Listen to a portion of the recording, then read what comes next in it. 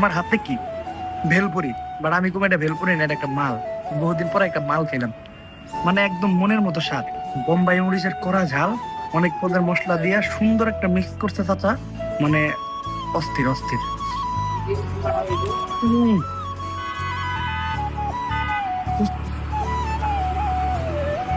ভেলপুরি গুলা এত করকরা, অন্য লেভেলের স্বাদ।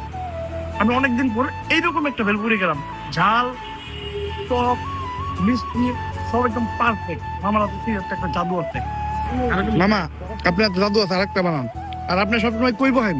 জেনেটিক প্লাজার সামনে, কি প্লাজা? জেনেটিক প্লাজার সামনে।